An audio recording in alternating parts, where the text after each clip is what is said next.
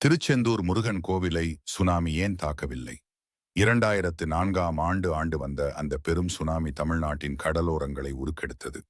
ஆனால் அதே நேரத்தில் கடற்கரைக்கு மிக அருகிலுள்ள திருச்செந்தூர் முருகன் கோவிலுக்கு எந்த பாதிப்பும் வரவில்லை என்பது ஆச்சரியம் இல்லையா? இதற்கான 2 காரணங்கள் மக்களால் நம்பப்படுகிறது.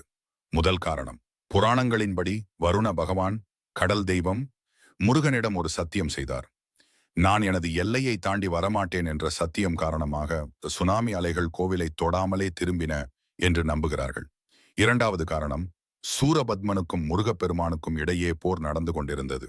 அப்போது முருகப்பெருமானிடமிருந்து தப்பிப்பதற்காக சூரபத்மன் மலை போல பெரிய மாமரத்தின் வடிவமாக மாறி கடலுக்குள் பதுங்கிக் கொண்டான் முருகப்பெருமான்.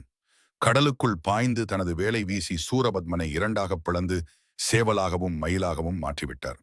அந்த நிமிடத்தில் சூரபத்மனை நோக்கி வேல் வீசும் முருகனை பார்த்து பயந்த கடல் அலைகள் திரும்பிவிட்டதாகவே அவர்கள் சொல்கிறார்கள். இது ஒரு பக்தி நம்பிக்கையாக இருந்தாலும் அதற்கு பின்னே ஒரு அதிசயம் இருந்தது என்பது உறுதி.